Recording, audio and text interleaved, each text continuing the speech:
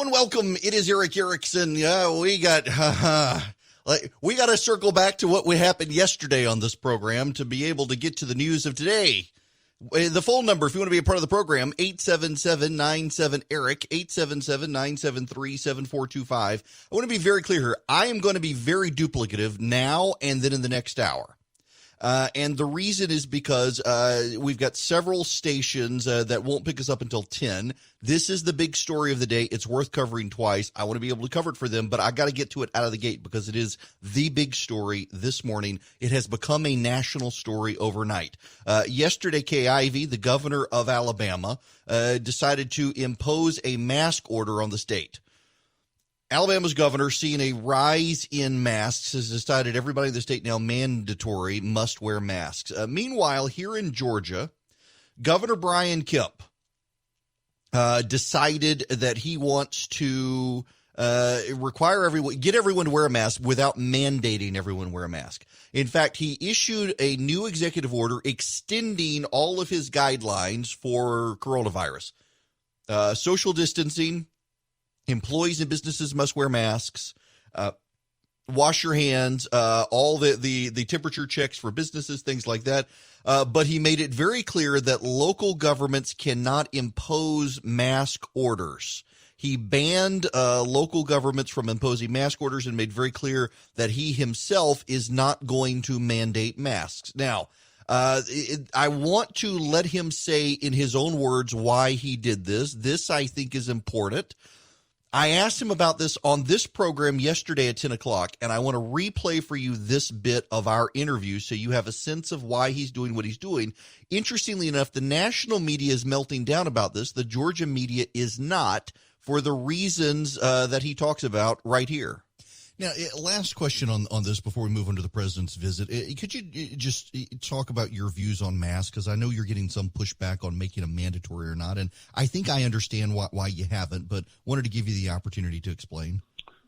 Well, Dr. Toomey and I both and our whole team have talked about this a lot. I don't believe a mask mandate is going to work. A lot of the local governments that are calling for mask mandates or passing them, they're not enforcing the current rules that we have on social distancing. The bars can only be open with limited capacity. I'll guarantee you that, even though the locals have enforcement, many or probably none are not enforcing and, writing warning tickets and things of that nature to make sure that our businesses are following the rules. And many of them are, but some of them are not. And the guidance that we have in place will suffice if people will just follow the guidance that we have. And part of the guidance, even though it's not mandated, is to wear a mask. It works.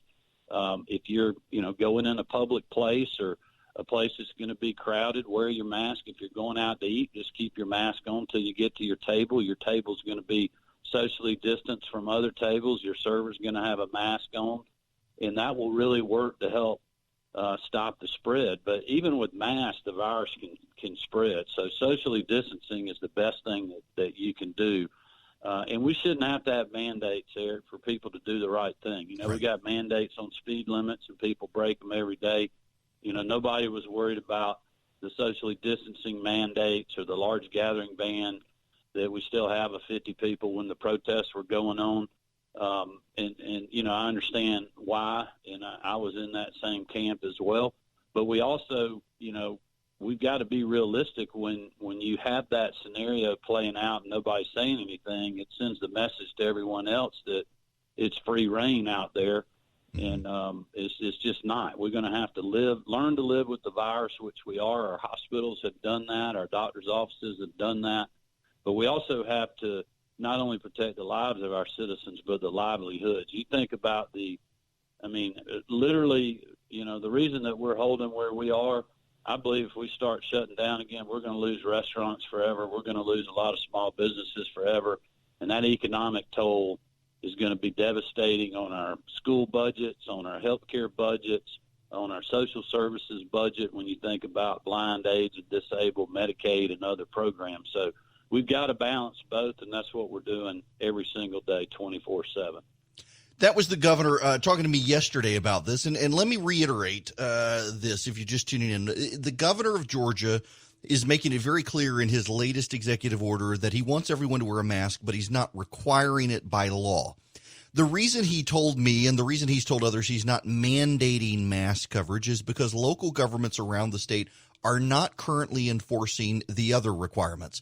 They're not enforcing social distancing. They're not enforcing spacing at bars and restaurants. They're not enforcing closings. They're not enforcing you name it. They're not enforcing any of this other stuff. And now suddenly they all want him to impose masks so that they can enforce masks, and he's not going to do it. And it's not that he doesn't want people to wear masks. He's literally gone on a statewide tour of every corner of the state telling people to wear masks, that'll get us through the virus faster. The reason he's not doing it is because he knows that, one, he's turning everyone who doesn't immediately into a lawbreaker, and two, he is allowing these local governments a fine and tax revenue base that they would otherwise not have. You've got to remember in Georgia, there's a history of local governments using, for example, speed traps as a way to boost revenue for their cities, not to actually enforce traffic safety, but to actually generate revenue for their cities. There is a concern from a lot of people that that's what's going to happen if you were to mandate masks. You would see local governments come in with local police and start ticketing everyone, not because they really care, but because they want the revenue. There isn't any enforcement on the existing things, and that is the key you got to understand. The local governments in the state are under mandates from the state government right now to ensure that bars and restaurants have spacing requirements, to ensure that bars and nightclubs limit the number of people who can be there and keep them spread out. They have requirements on general social distancing, even in grocery stores. They have requirements across the board on temperature checks for employees, masks for employees, making sure the employees wear the masks properly, including over their nose. And local governments aren't enforcing any of these things. So why add an additional mandate when the local governments can't even do the initial stuff they're doing? And they're just screaming for more help, and they're making demands. Now, the governors, you need to be also very clear on this. His order does not preempt private business, and he's very, very clear in his order. Kroger and Walmart are going to start mandating you must wear a mask in their stores. The governor's order does not preempt those. Private businesses are allowed to mandate a mask in their store, and in fact, the governor is encouraging private businesses to do this. It's the local governments that want a ticketing revenue operation that aren't enforcing anything else that the governor is opposing right now. He wants everyone to wear a mask. I mean, for God's sakes, the man literally just went on an entire tour of the state, north, south, east, west, to tell people they need to wear masks, that masks are the easiest way to stop this virus from spreading and to get everyone back to work. He doesn't think that he needs to impose a mandate for you to do the right thing. This is about the governor trusting the people. I don't know why the governor is trusting the idiots out there, but he is. The governor is trusting people. People are stupid, and he's trusting stupid people to do the right thing. The governor has a higher opinion of humanity than I do. That's where we are in the state of Georgia. The hysteria from people is rather nutty. It is to be expected, but they're misrepresenting what's actually happening in the state of Georgia. I find it very notable that even the Atlanta Journal-Constitution, not exactly friendly to the governor, is doing a really good job of pointing out it's not that the governor thinks masks don't work. The governor actually tells everyone masks do work. They should wear them. He makes sure to be seen in public wearing a mask at all times, but he just isn't going to mandate it. Now, we'll get more into this in the next hour. There's something else we need to talk about. The Trump campaign has had a major overnight shakeup. I've actually got some details on this. Brad Parscale is out. He did not know he was going to be removed until a couple of hours before it was made public. The president actually announced it on Facebook and took a lot of his team off guard. He's brought in Bill Stepien. And if you subscribe to my morning email, you would get the details. I want to review those with you, though, because there is some useful information I have gotten from people close to the president on this. One of the first things out of the gate you need to understand is that the president is actually rather angry that members of his campaign are viewed as shaking down his supporters. How many text messages have you people gotten from the Republicans asking for money, that you've got a 5X match, which is impossible, legally impossible? How many of you have gotten these things? The president apparently is furious. He's now hearing from multiple people about how his campaign is shaking down small dollar donors. He's livid. On top of that, he's also very livid about what happened in Tulsa. Now, there is a spin on this, and it's really important for you to understand. The Trump campaign says the reason for the mess up in Tulsa is that 1 million liberals took all the tickets. They got online and they did this. That excuse is bull malarkey. How do I know? Because I've run campaigns before. When you went to the Trump campaign website and you reserved your seat at the Tulsa rally, all you were doing was giving them your contact information. It was a contact registration tool. It wasn't a ticketing. How do I know this? Well, because they were preparing for spillover crowds. They were bringing the vice president. They were expecting this massive crowd. A competent data manager could take all of that information and funnel it through a computer and pull up profiles of all the people and get an idea that 50% of these people support Joe Biden or 35% of the people registering tickets are Joe Biden donors and would have a big tip-off based on the data that, hey, we're being played here. We're not having this many people. Instead, what happened is the campaign started bragging. We've had millions of people register. We've had millions. We're going to have overflow crowds. We're going to bring in the vice president. We're going to have an outdoor rally. We're going to have an indoor rally. And it did a couple of things. One, it built up expectations for a huge crowd. And two, it signaled to a lot of people at the time of a global pandemic where a virus is spreading that, hey, maybe if there are going to be that many people, I don't want to go. And a ton of people as a result stayed home. Brad Parscale is to blame for that. He is the one who went on television and built up the expectations and built up the hype. Brad Parscale, as a result, is in the doghouse with the president. Another reason is because their grassroots operations are having trouble. Donald Trump is the first Republican candidate for president since Bob Dole in 1996 to spend money in Georgia during the summer of a campaign season. Bob Dole in the summer of 1996 had to spend money in Georgia trying to steal it away from Bill Clinton. George W. Bush didn't spend money in Georgia. John McCain didn't spend money in Georgia. Mitt Romney didn't spend money in Georgia. Donald Trump in 2016 did not spend money in Georgia.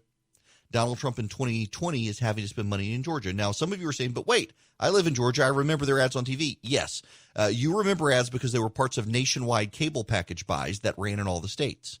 You did not specifically see, for example, whether it's WSB-TV in Atlanta or WMAZ down in Macon or whatever the Savannah and the Columbus and the Valdosta stations are, you did not see, or Augusta, you did not see TV ads for those candidates running on local stations. You saw it on cable through national cable buys. You didn't see it on local TV. Donald Trump is the first Republican candidate for president since Bob Dole in 96 to run advertisements on local television in Georgia in the summer of a campaign. That is bad news for the president. You don't have to believe the polling. You can believe where they're spending their money. Every dollar spent in Georgia is not a dollar spent being spent elsewhere. Notice, by the way, Joe Biden is not spending money in Georgia. I've got more on that in a little bit. Joe Biden's not. But the president's team has seen something that makes them nervous in Georgia. That's why they're spending money in Georgia.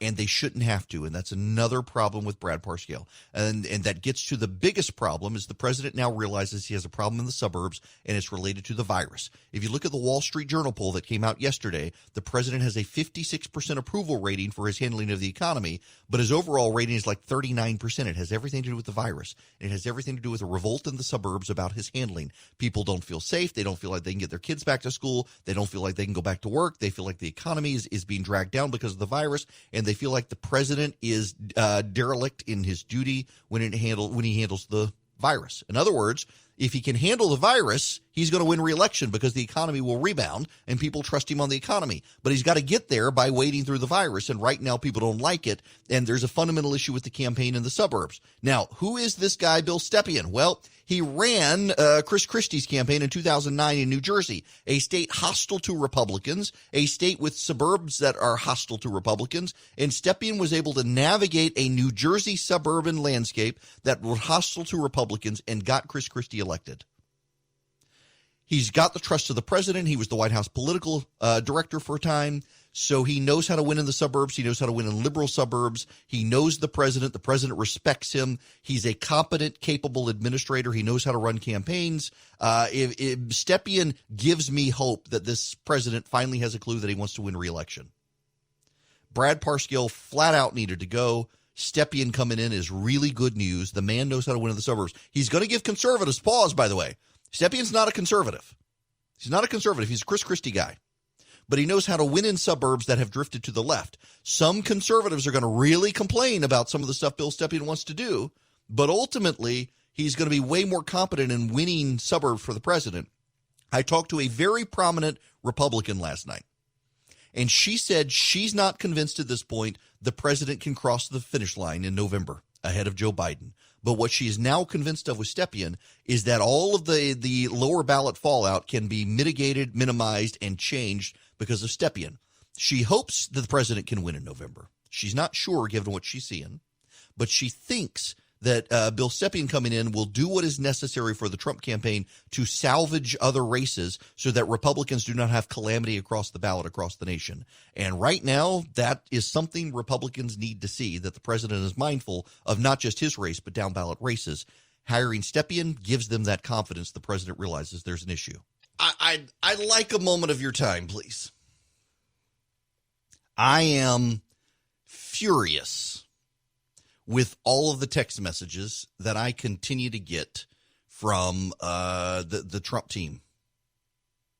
And that is one reason, apparently, the president has heard these complaints from people, and the president himself is fed up with them. I want to read for you. A buddy of mine is doing a story about Republican complaints about these text messages.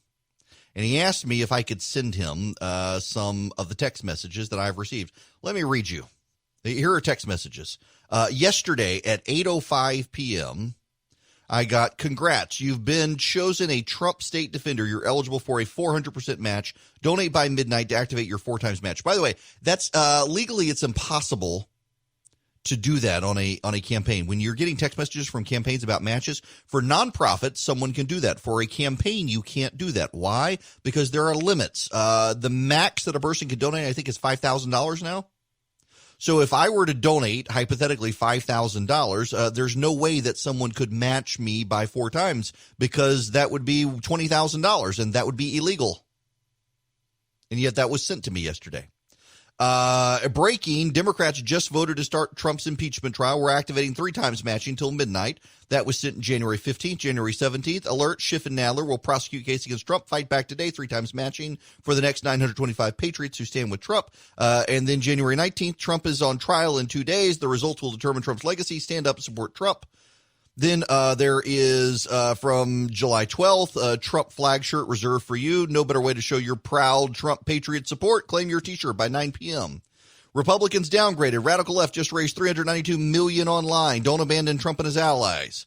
Alert, President Trump texted and you didn't respond. Don't let him down again. Stand with Mitch and Trump here. 5 times match.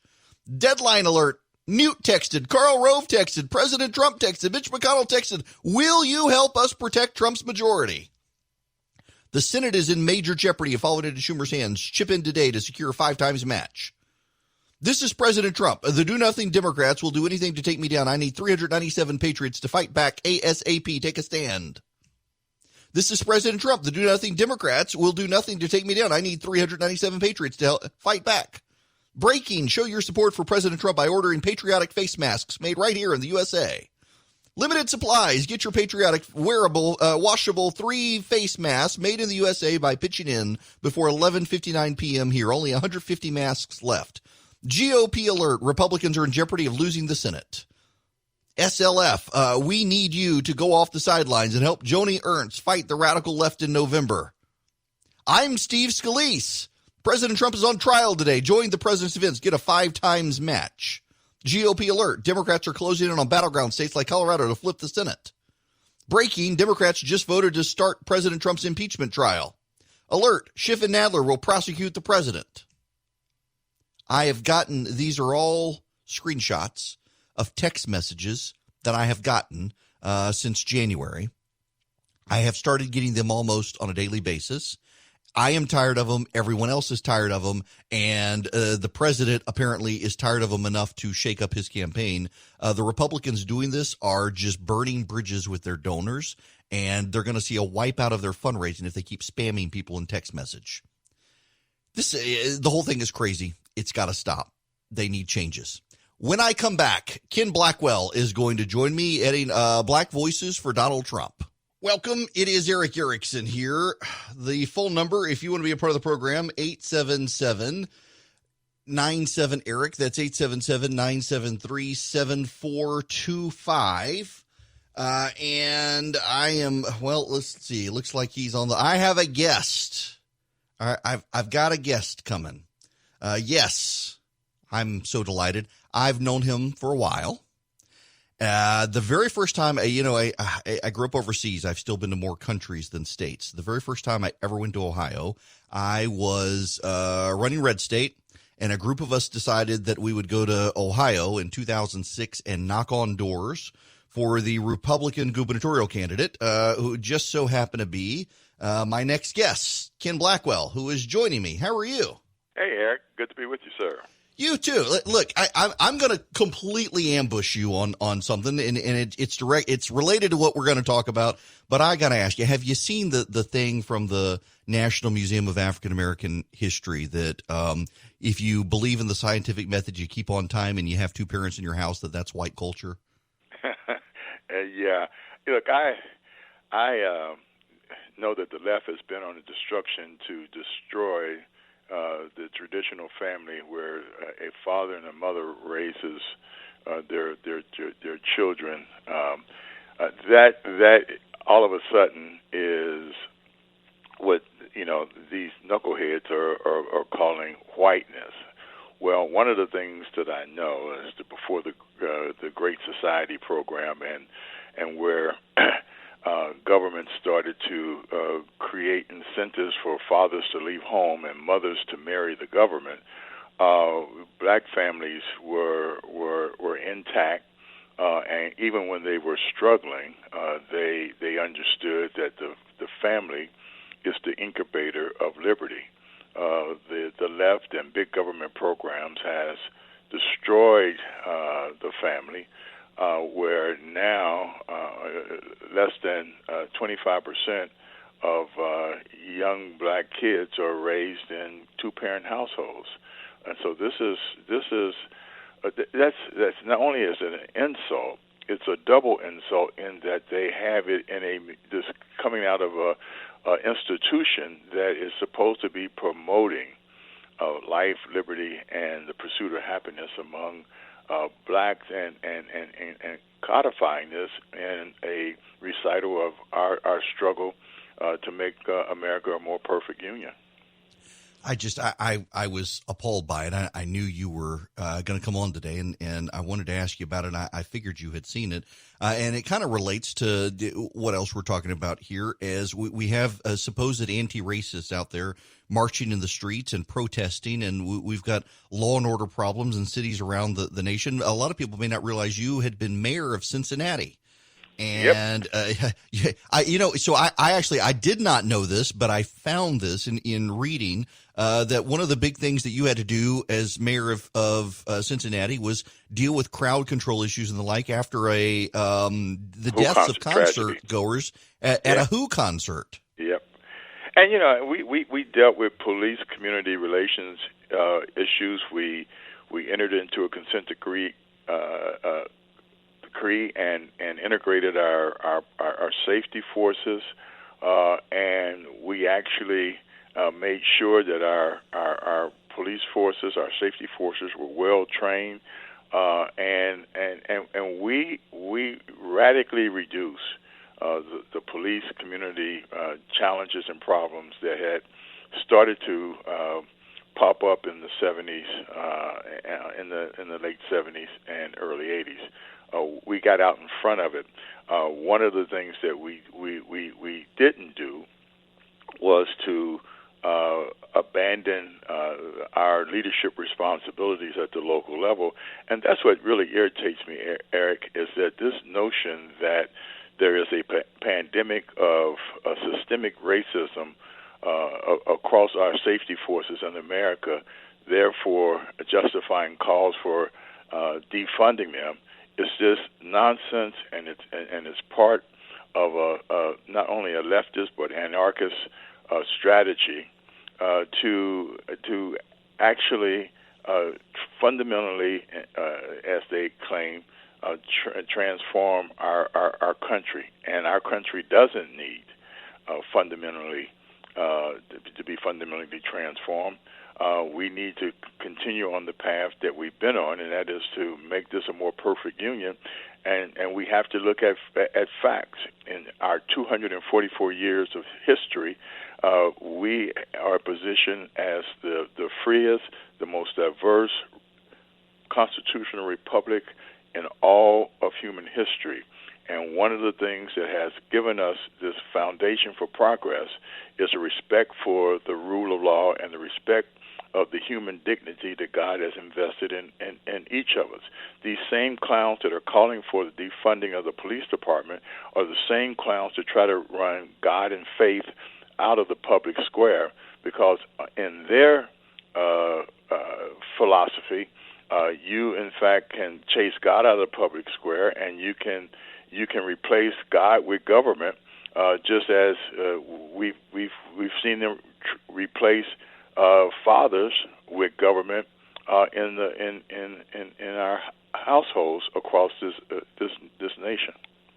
You know, along those lines, you've got a lot of Democrats out there. You got even some independents out there who they don't necessarily trust the president. They're looking at Joe Biden, and I don't know that people realize enough that behind the scenes, just like with the president, behind the scenes, the president has a lot of good people who put in place good policies. And behind the scenes with Joe Biden, the voices that he would be listening to would be a lot of these mayors and other officials who are undermining the police around the country and undermining law and order, particularly even within the black community, as we're seeing a spike in crime in the black community.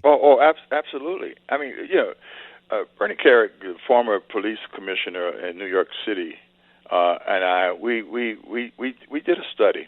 And we thought that what we would do, we would go to the Washington Post database, and we figured that the left wouldn't argue with their data. And that database indicates that 1,003 people were shot and killed by the police in 2019. This occurred in a country with 328 million people in a year during which the police had approximately 30 million contacts with members of the public and made approximately 10 million arrests, 600,000 of them of which were for violent crimes. And of that 1,003 people killed by the police last year, 405 were white, 250 were black, 163 were Hispanic, and 185 were recorded as other or unknown ethnicity. Only 55 of those 1,003 individuals were unarmed, 25 white suspects, 14 black suspects, 11 Hispanic suspects, and 5 other. There is not a systemic problem of racism in our police departments. The president was right on time after the wrongful use of force in the killing of George Floyd. He put the Attorney General on the scene. They, in fact, said, look, we have to have greater transparency. We have to make sure that we have a national system in place that will allow us to track bad apples and bad actors so that they don't move from department to department, city to city, state to state. And this is being put in place. That was responsible. That was respecting the rule of law, and it was an attempt to make sure that on a bipartisan basis we could move forward in making sure that our safety forces were better equipped, better trained, not defunded, and the Democrats have walked away from the table. Well, not only have they walked away from the table, it seems like they're trying to just nurse the grief, which, I mean, I realize arguably both sides do this on particular issues. But on this issue, what we've seen is the nation seems like tearing itself apart, particularly in urban areas, and they just want to fuel the grievance for Joe Biden as opposed to solve the problem. Oh, absolutely. Look, if you just look at the facts, recently in Chicago, 18 people were shot and killed within 24 hours. The deadliest day in the last 60 years, another 21 people were shot dead in St. Louis over a recent weekend, and 7 people were shot and killed in Brooklyn in a matter of 10 minutes. You know, and Bernie and I, we looked at the numbers between 2015 and 2018, and you know, we pulled out Baltimore, for instance, averaged 330 homicides per year in a city of 550,000 people, and in 2019 there were in that city there were 348 murders, and in 2020 they've already experienced a pace that would suggest that 2020 is going to be equally deadly. And you just underscored a point. Many of the mayors and police chiefs in those cities are black, like in Atlanta, and their officers are representative of the communities they serve. However, the second a black man dies in police custody, the left-leaning activists and politicians begin calling for sweeping reforms to combat the boogeyman of systemic racism. We have to put a stop to that nonsense and understand. Look, Eric, what they have to understand in Atlanta, what they have to understand in Chicago, and elsewhere, Cleveland, Ohio, capital is a coward. You're not going to have investment of capital in cities that are lawless and have a rampage going on. And in many of these cities, they've become killing fields instead of fields of dreams, and the slaughtering that's going on is similar to the slaughter that goes on in Syria and Afghanistan. And so if you want to turn these cities around and turn them around from being killing fields to fields of dreams, you have to establish the rule of law, and you have to make it safe, or you're not going to get the injection of capital and economic expansion that you need to put people to work and to have them participate in their own uplift. That is very well said. It is. And I appreciate you taking your time to talk to me. Before you get out of here, I need to ask you one last question. Mm-hmm. You were Secretary of State in Ohio in 2004. And I remember that. That was the first. Mm-hmm. We'd started Red State. MSNBC didn't realize I was a conservative, asked me to cover it. They were appalled when they found out they had gotten a Republican out there to do it.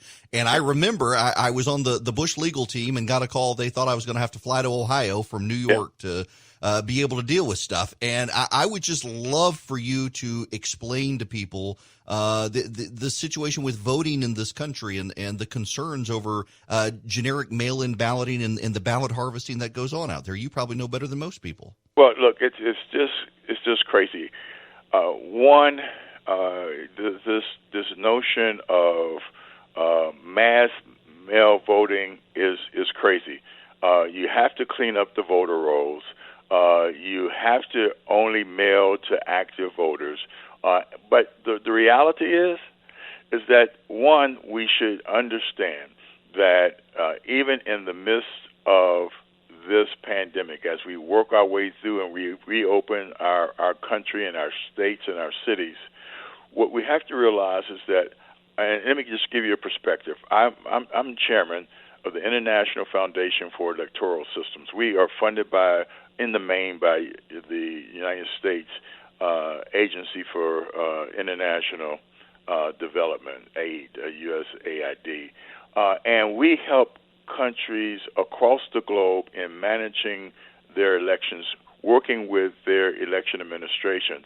In 2014, when Liberia was impacted by Ebola, we were able to establish protocols and measures that allowed them to conduct in-person voting and have a successful election. There's no reason for us to abandon. We can work the calendar, we can use the protocols, but one of the things that you have with this mass mail voting is that you lose the chain of custody. You lose transparency in the system, and ultimately you lose confidence in the vote, in the tally. And if you want to undo our system, destroy confidence in the integrity of our election system. This is just a crazy notion.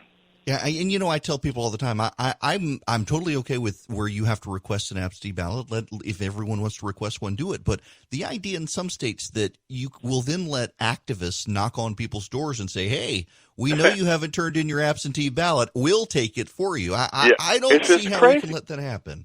No, it's crazy, and we have to fight it, and we are going to fight it. When you stop to think that Michigan, Wisconsin, and Pennsylvania collectively were decided by fewer than 100,000 votes, you know that every vote matters, and you must protect against voter fraud. And people say, well, there's no widespread proof of voter fraud. There's enough proof. But, the framers of our Constitution said it best. They said if men and women were angels, we wouldn't need laws and limited government. The reality is that we're not angels, and there's ample evidence that people will engage in fraudulent activity. They will engage in voter intimidation, and that would destroy the confidence in the result. So we have to use best practices, and we can do that. We have to, in the main, maintain our system of in-person voting. Where there is absentee voting, you should be upon request. There shouldn't be this blanket sending out to rolls where you're sending out to folks who haven't participated in elections in 4, 5, 6, 8, 10 years, or who are dead, because then you open the door, to vote count manipulation and fraud. And look, you go back to 2004, and you know that this is going to be a turnout election. It's going to be close, and at the end of the day, there are those who want to get the initial count into what I call the margin of litigation, and as opposed to allowing the people to decide this, they want activist judges to decide that's it, the truth. And that's just wrong. Well, listen, I appreciate you so much taking the time out. Probably a little longer than you might have expected, but I always enjoy talking to you, and I thank you very much for doing this. Thank you, Eric. Always good to talk with you. Absolutely. Ken Blackwell, former Secretary of State of Ohio, with Black Voices for Trump out there. Listen, I mean, the man was the mayor of Cincinnati. He knows how to deal with the city and deal with crime and deal with elections, because he was Secretary of State as well. Such a good guy. All right. The phone number, if you want to be a part of the program, is 877-97-ERIC, 877-973-7425. I was actually glad to also let Ken Blackwell keep talking while I could mute my microphone because of the leaf blower on my front porch right outside where I broadcast the show. Oh, my goodness. Okay. I want to talk about Mary Trump. Mary Trump has written her tell-all book about the Trump family, and it tells you everything, if you hate Donald Trump, everything you already thought, except there's a problem. It's not very well documented that she even has a relationship with her family. There really aren't a ton of photos of her hanging out with the family, and people who know the Trump family say they've never actually seen Mary Trump engaged in family activities the way she claims. Now, maybe she has, but it's somewhat dubious given the lack of evidence and the lack of eyewitnesses. But yet she wrote this tell-all book that tells people in the media who already hate the president all the stuff they already have done. All the stuff they already believe about the president, all the stuff they already hate about him, they all claim it, And so all it is confirmation bias. Oh, we already believed he was a terrible person who had all sorts of psychological issues. I mean, Brian Stelter on CNN has on people all the time who've never met the president to weigh in on his psychology and sees nothing wrong with it. You know, they won't let anyone come on TV who's seen Joe Biden to talk about his mental fitness. But by God, you watch an interview with Donald Trump on Fox News and CNN's going to have you on to say he wasn't mentally fit. It's just, it's crazy. If you let me just reset this. Barack Obama objectively had a childhood mentor who was a communist who hated the United States. He got his start in the living room of a terrorist in Chicago as a politician. Bill Ayers of the Weather Underground held a fundraiser for him. He was the only member of the Illinois legislature to stand up in defense of doctors being able to kill children who were born alive after an abortion. And the media wouldn't let anyone come on and talk about that in 2008. They didn't want to talk about his ties to Jeremiah Wright or Louis Farrakhan. Didn't want to do any of that. You weren't allowed to. The media has given more attention to Mary Trump and her book than they ever gave to Barack Obama's half-brother. There is a real media bias. You want to say anything critical of Barack Obama that is documented and true, you can't come on TV. But you want to say that President Trump is an alien from the planet Crap-2, and Brian Stelter is going to have you on reliable sources on CNN for an entire hour so you can pontificate on how you know the president is a brain-eating alien from the planet Crap-2. This total media bias when it comes to this, and just be mindful of how they're trotting out Mary Trump to just reaffirm all the terrible stuff they already believe, even if it isn't very well documented in her book. Making sense of current events during this extraordinary time can be really trying. Conceived in Liberty, the Bradley Speaker Series is a new video series that offers meaningful perspectives through engaging 15-minute interviews. The guests focus on the big picture and distill what the latest developments mean to our deeply held commitment to restore, strengthen, and protect the principles and institutions of American exceptionalism. Visit bradleyfdn.org/liberty to watch the most recent episode. It features Wall Street Journal columnist Kimberly Strassel. That's Bradley with an L-E-Y at the end, and then fdn.org/liberty to watch the video. New episodes debut weekly.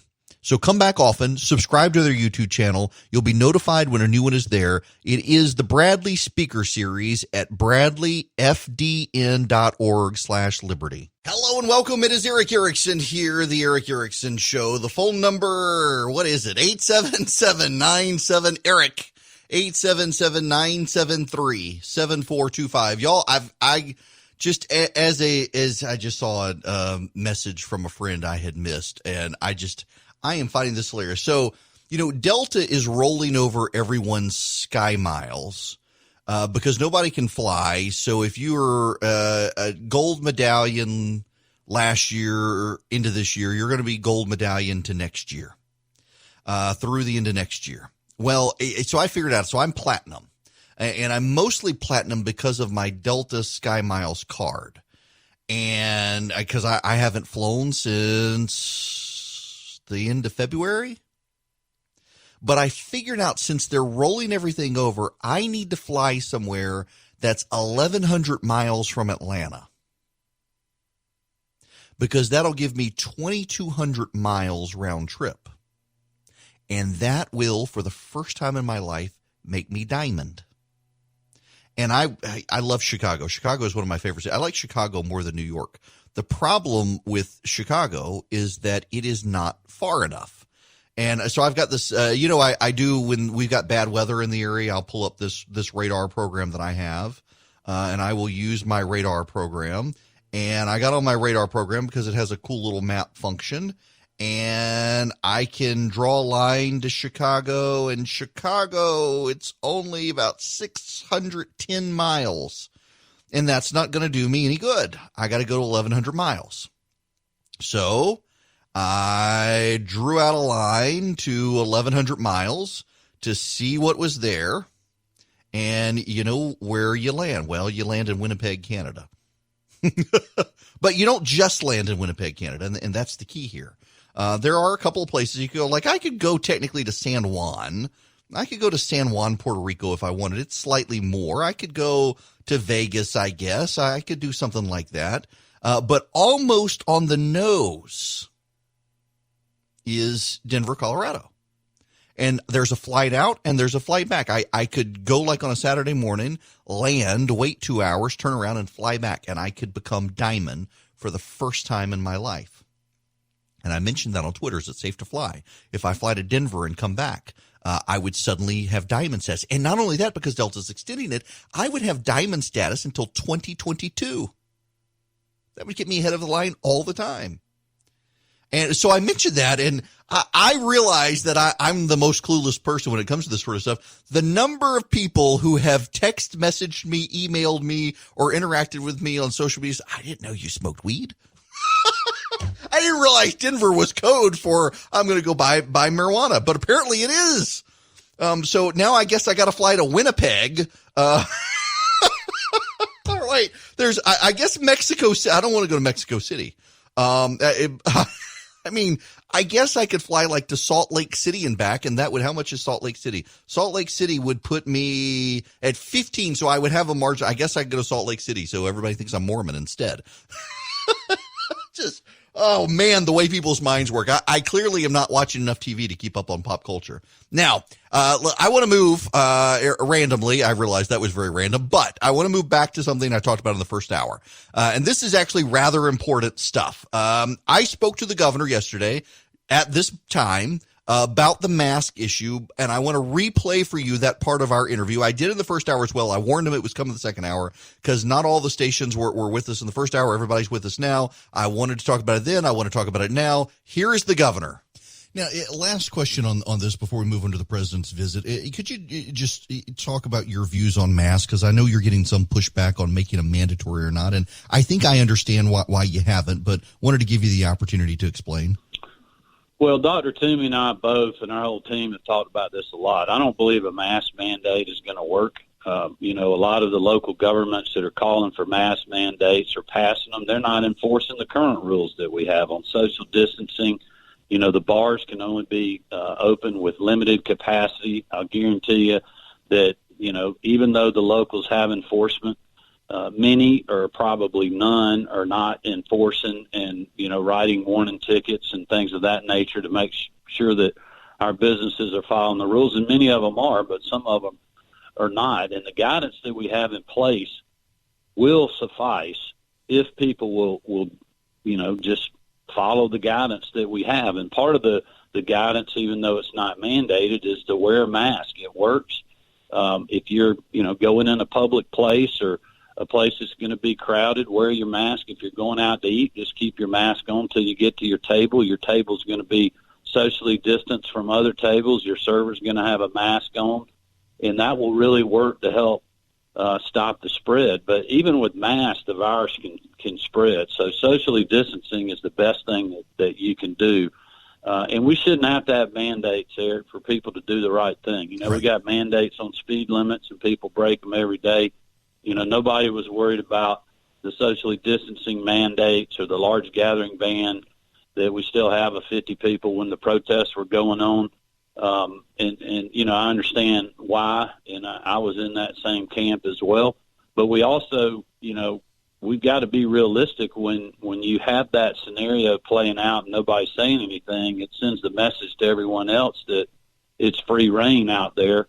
And it's just not. We're going to have to learn to live with the virus, which we are. Our hospitals have done that. Our doctors' offices have done that. But we also have to not only protect the lives of our citizens, but the livelihoods. You think about literally, the reason that we're holding where we are, I believe if we start shutting down again, we're going to lose restaurants forever. We're going to lose a lot of small businesses forever. And that economic toll is going to be devastating on our school budgets, on our healthcare budgets, on our social services budget when you think about blind, aged, disabled, Medicaid, and other programs. So we've got to balance both, and that's what we're doing every single day, 24/7. Well, Governor, listen, thank you very mumuch for stopping. That was my interview with the governor yesterday, and I wanted to replay that. I wanted people to hear that because it's notable that the local media in Georgia is not giving the governor a hard time on this. in the way the national press is. The national press will never forgive Governor Kemp for beating Stacey Abrams. They never will. And anything Governor Kemp does has to be amplified critically and negatively against him as a result of him beating Stacey Abrams. Now, why is it the local press in Georgia giving the governor as hard a time? The Democrats certainly are, and the media's writing stories about the Democratic complaints, but they're not quite antagonistic to the governor in the way the Democrats are, the local press, even the AJC. And the reason, frankly, is because the governor has been telling people to wear a mask. He's been going around the state. Every time he's seen in public, he's wearing a mask. He has done an entire statewide tour to urge people to wear masks and raise awareness about the need to wear a mask. But he's not going to mandate it for the reasons he said. The cities and the counties that want the governor to wear a mask, to force people to wear a mask, aren't enforcing the rules that they already have. Listen, I got to tell you, I live in Middle Georgia, and I have been to more than one restaurant where I have turned around and walked out because they were not practicing social distancing. I have been to more than one place where an employee had their mask pulled down so that their nose was exposed. I've seen multiple locations where people didn't have the mask on. In fact, I'll tell you this. I went to Jimmy John's 2 weeks ago. Jimmy John's is known for their crazy fast, spooky fast, I think they call it, spooky fast sandwiches. It takes me about 10 minutes to get from my house to Jimmy John's, and by the time I get there, my wife's order is done, except this time. And I'm kind of glad, and I haven't been back since. I went over there to Jimmy John's, and it was they were behind, which is understandable. There was no real social distancing, but then there weren't a ton of people in the stores. But the employees who were making the sandwiches, 2 of the 3 of them had masks on. The third one had his mask on. It was pulled down below his chin. He had on his plastic gloves, and he scratched his nose before cutting my sandwich and wrapping it up. And I realize this probably happens all the time. But I also realize there's a virus that is highly contagious. My wife has lung cancer, and she would be in trouble if we got it in the house. And I had to ask him to make me a new sandwich and had to complain. And I hate to be a jerk like that. It's not my nature to do that. It's my nature usually to just be fed up and take it or not eat it. And I caused a stink and made him do my sandwich again.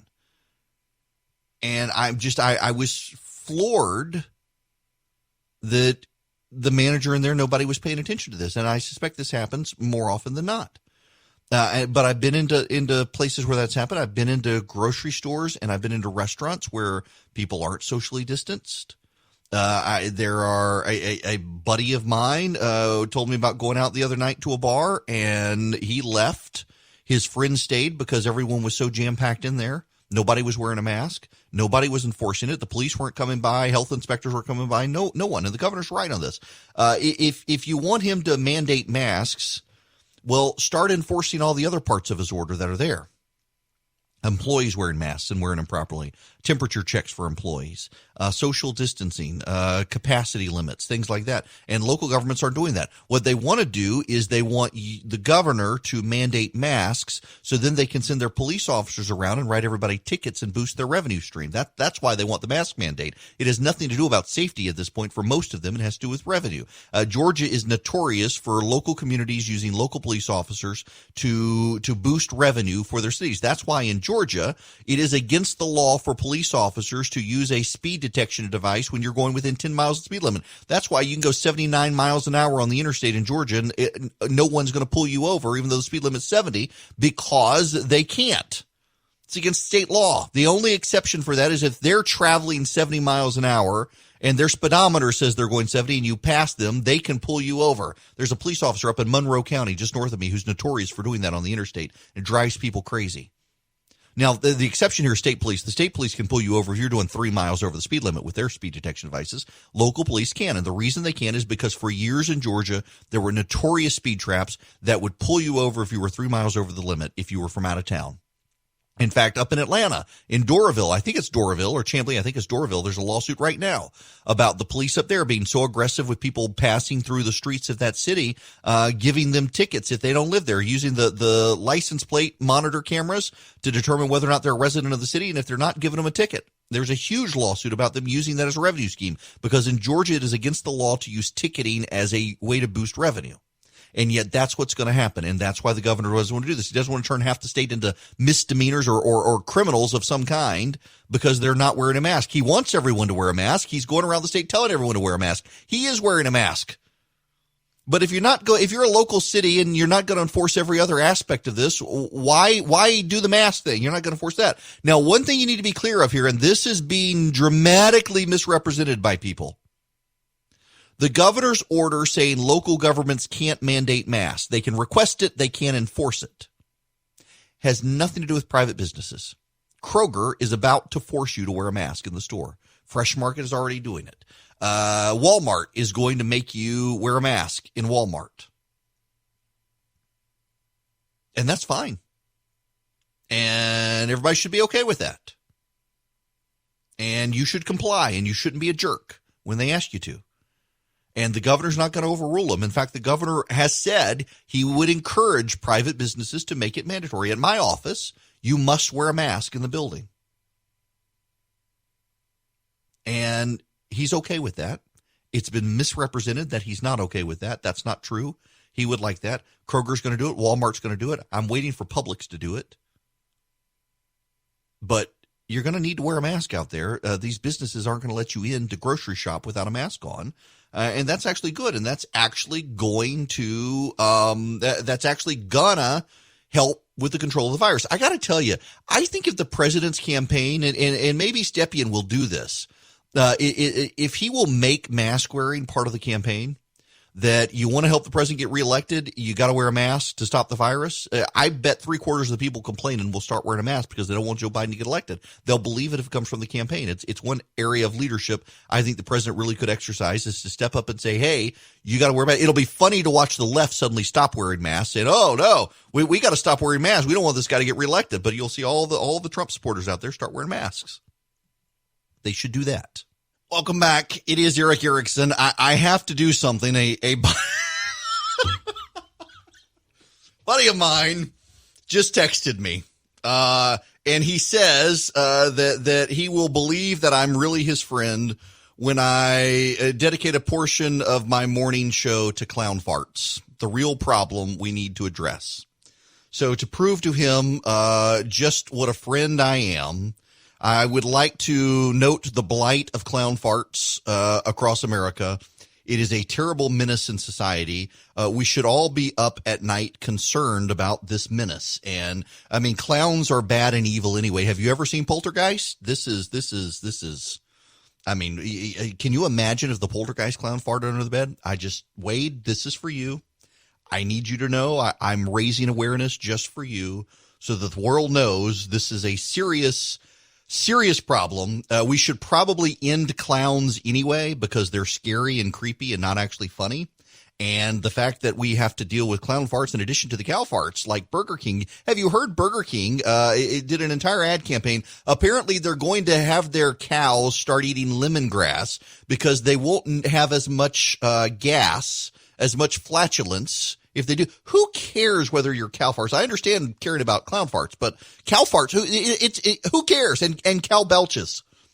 Burger King is running an entire ad campaign on this as if it's the biggest issue. And there are people out there who really care about it. But the vegetarians and the vegans and the environmentalists are still outraged. Do you know why they're outraged? Because they really should stop selling cow meat anyway. What if they sold clown meat? I'm just saying. It's a problem. I found it actually rather hilarious when I got on social media the other day to see that there was an entire campaign about cow flatulence, and it was all related to Burger King changing the diet of cows. Now, the question is, if they're eating lemongrass, is it going to change the flavor of the meat? I have no idea on this. My guess would be it would not, but I'm actually kind of interested in whether or not it would. And the fact that these companies have decided that they in some way have to placate environmental activists these days. Have you noticed how this is kind of a sign that should trouble everyone on the right, how it is very clear at this moment that we as a society are kind of hijacked by the left. And it is the concerns of the left that matter greatly. It is the concerns of the left that we must care about. It is the desires of the left that must be fulfilled. And a lot of this is cultural. Take, for example, radio advertising. So I've got a number of advertisers for this program. In fact, this is a perfect time for me to tell you about one of them, and that is First Liberty Building and Loan in Noonan, Georgia. They can help you get into the PPP program. They can get you in there. They can't guarantee it, but they want to help you. If you go to firstlibertyga.com, they will get you in. But more importantly, there is also this issue with First Liberty Building and Loan. They help businesses become big businesses. And if you need access to capital in general, First Liberty Building and Loan can help you. Now, we're talking millions of dollars. If your company needs millions of dollars, they're the people you want to see. You want to make your business a big business, go to First Liberty Building and Loan. You can reach out to them at firstlibertyga.com. And the reason I bring them up here is in cancel culture right now, me having relationships with my advertisers is significant and important and keeps the boycotters from being able to come after me. Right now, you have a lot of advertisers that even though Tucker Carlson is the number one show on cable television, they will not advertise on Tucker Carlson's show because they are scared of angering the left. And you have a lot of advertising executives in Fortune 500 companies these days who are of the left, are sympathetic to the left, and so will not steer money towards conservatives. They do not care about you as a market. And one of the reasons they don't care about you as a market is because conservatives are perceived as a weakened force right now. I will tell you, long term, one of the things I want to do, I don't want to be an influencer. I hate the label influencer. But there have been so many charlatans and grifters on the right these days that have contributed to the decline of conservatism in this country. I just kind of want to be someone who you can rely on and say, you know what, this company's good, this one's bad. I like this product. I don't like my RecTech. I love my RecTech grill. I love RecTech. In fact, Glenn Beck and I were trading emails this morning about my RecTech. He was asking when I was cooking on it. I told him I'd gotten one. I got it before he started doing his ad campaign. I want to do an ad campaign for him, but it's great. I'd like to be able to do that. But nowadays, you got cancel culture on the left. They're going to harass all these businesses. So if you're in conservative media, you got to develop relationships with your advertisers and your broadcasters because otherwise they're coming for you too. Hello there. It is Eric Erickson here. The phone number you want to be a part of the program is 877-97-ERIC, 877-973-7425. Let us talk about the campaigns for a moment. The president here in Georgia yesterday decided that he's going to get rid of a 51-year-old regulation that is used by environmentalists to block Infrastructure Day. You know, we've been promised Infrastructure Week since 2009. My buddy Joe Cunningham, he's actually he's listening right now, and we've had this ongoing joke. I think everybody has this joke in politics. Is it Infrastructure Week yet? We've been promised Infrastructure Week for years. Since 2009, Barack Obama declared it was Infrastructure Week. And we've never actually had Infrastructure Week. And finally, we had Infrastructure Day yesterday. The president came to Atlanta, went to a UPS facility. By the way, just real quick, for those of you who don't understand, who've never experienced this, when a president comes to your city, your major road arteries get shut down for security reasons, and traffic is destroyed. So, for example, when the president comes to Atlanta, if he lands at, let's say he lands at Hartsfield, that's where he landed yesterday. Sometimes he does. Two Dead Mares International Airport. He lands at Two Dead Mares International Airport, and then he goes up to Buckhead. Now, normally if he went to Buckhead, he would land at Dobbins, but occasionally otherwise, if Joe Biden were to come in as a candidate, he couldn't land at Dobbins. He would land at Atlanta, but he'd be given the treatment as the candidate for security reasons. And what happens is your motorcade, before it leaves, the entire path to where you're going is shut down. and every on-ramp to the interstate is blocked. So no one can get on the interstate. You have to use our arterial roads. But as the motorcade advances, they block the bridges. Well, if you know Atlanta's divided in half by what they call the connector, which is I-75 and 85 together as one highway, runs up through the middle of the city. And as the motorcade moves, they block the bridges on both sides, so nobody can get over the bridges. So you can't get over the interstate to get from one side of the city to the other, and you can't get on the interstate itself. Everything is stopped. And the interstate has to be stopped with sufficient time for everyone who's on the interstate to get off the interstate before the motorcade advances. And it wrecks your traffic for a day. Barack Obama was notorious for coming to fundraisers in Atlanta on a Friday at 4 o'clock, and traffic would be ruined. And the president's done this a couple times too. In fact, when the vice president came through, he went to Dobbins, and on the north side of the city, traffic was a wreck. When I went up to interview the vice president, when was it, 2 months ago now? When he was in the city, he was at the Waffle House thing up in Gwinnett County, and then he went over to Ravi Zacharias' office to pay his respects after he had died. Traffic on the north side of the city was absolutely just destroyed. You could move on 285 north of the city towards the Brave Stadium. You could move fine, but if you were headed to the east, completely stopped. If you were headed to the north, completely stopped. You could move south with no problem. It was just a wreck. So that's a long way of saying kudos to the president's team yesterday for when they came into Atlanta. They decided to do their entire event at Two Dead Mares International Airport and a UPS facility right by the airport. So traffic wasn't shut down. They could essentially funnel the president around the campus of the airport without him leaving, so traffic never messed up, except right when Air Force One was taking off and landing. They would stop the traffic by the interstate as the plane was coming in. And that worked. Now, the reason for the president's visit, frankly, it was campaign related. The president wanted to come to Atlanta, wanted to see this, wanted to be in the city, wanted to be seen. He wanted to trot up UPS workers to sing his praises and Teamsters union members to come talk about what he's doing. What he's essentially doing, there is an environmental impact law from, it was signed 51 years ago. It was the Eisenhower administration that put this forward, I believe, and then it was amplified by the Nixon administration, that requires when you're building infrastructure projects in this country to do an environmental review. Let me get I can't do math in my head. I should be able to do math in my head, but I went to law school to avoid having to do math in my head. So it was, I know all of you have already come up with the answer. I have not. 1969, Johnson administration that did this particular law and this particular regulation. The law came from, originated with Eisenhower. It was modified by Kennedy. The regulation was put in by Johnson that requires an environmental review of all projects. It was part of clean air, clean water, all that. The New York Times is beside itself with the president for daring to do this, for daring to roll back a 51-year-old regulation. But times have changed, and regulations from 51 years ago aren't exactly good now. Let me explain this in real-world circumstances to you, what's happening.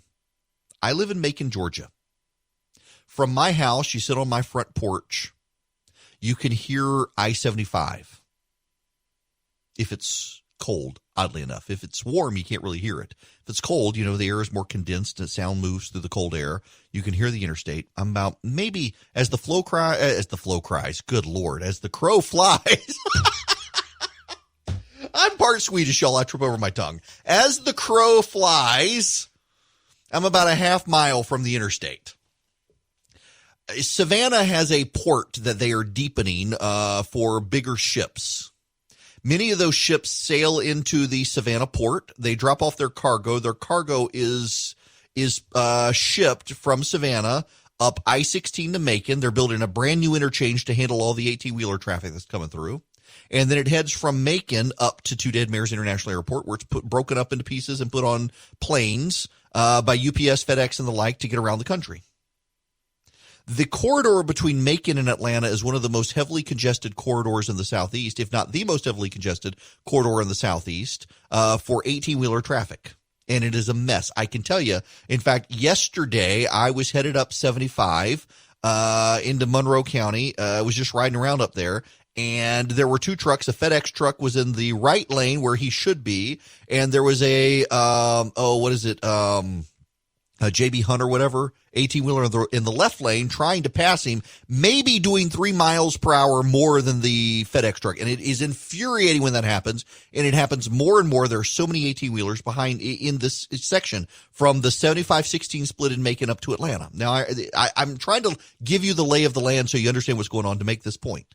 The Georgia Department of Transportation wants to build a separate segregated highway in Macon where 18-wheelers can move onto this highway very much like a toll road, and they can have unrestricted traffic all the way from Macon to Atlanta.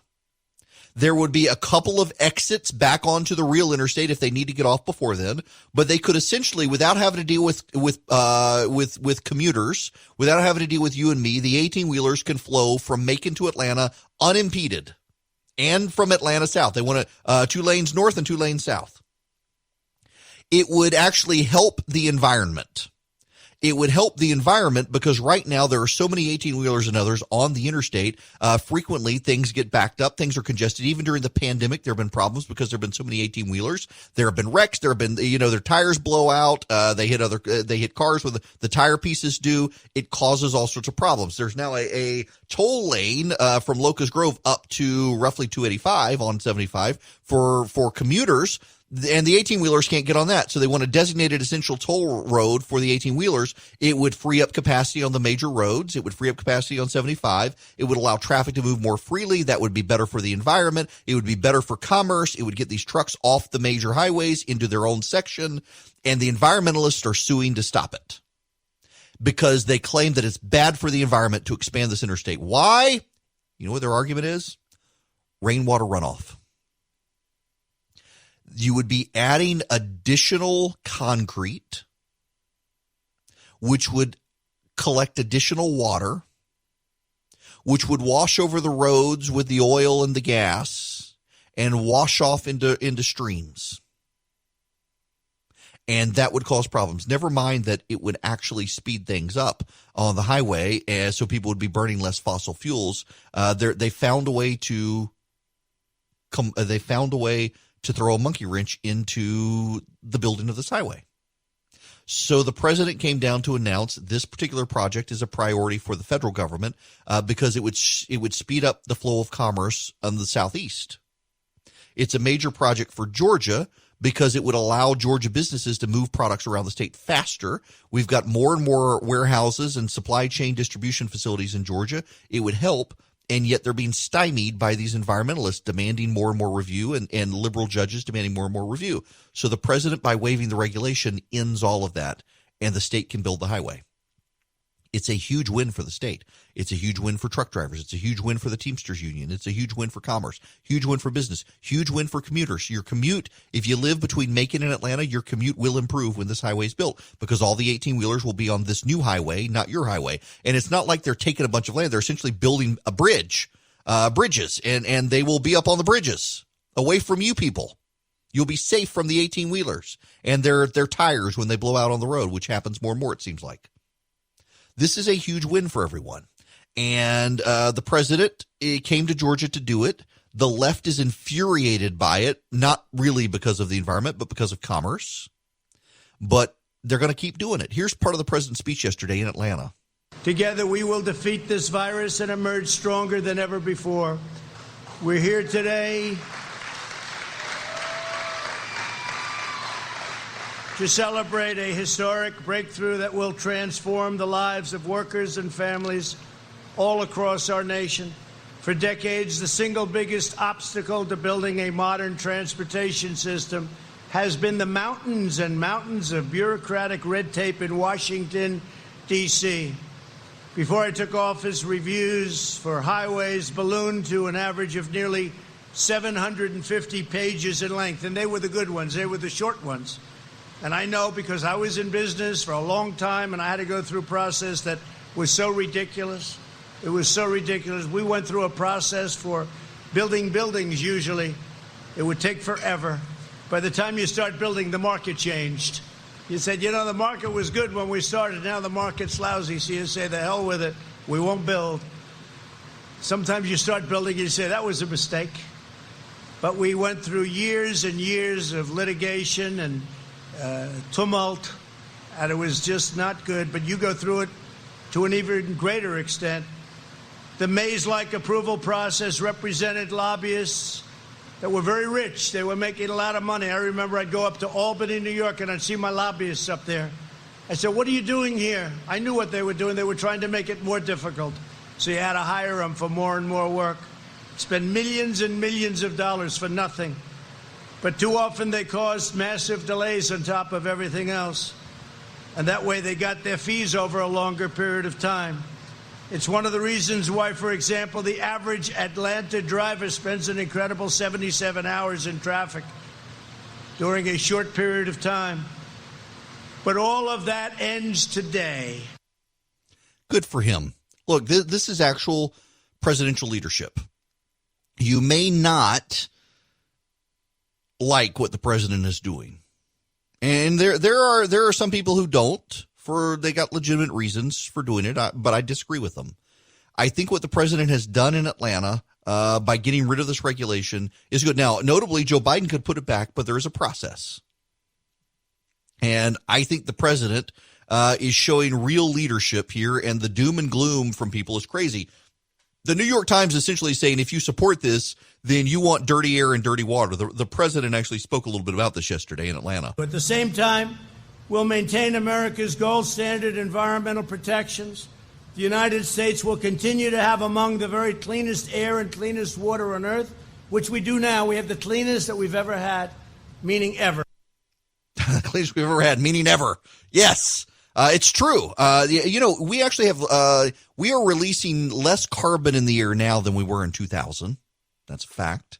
Our air and water actually is better than it has been in the past. And the left's hysteria that the right just wants to pollute. No, we don't want to pollute. We want to conserve. But the fact is that there is a balance, and we have overcorrected to the side of stymieing innovation and commerce in this country in favor of environmental activists who will accept nothing. For years and years, for example, in Middle Georgia, where I am, they were trying to build the Fall Line Freeway.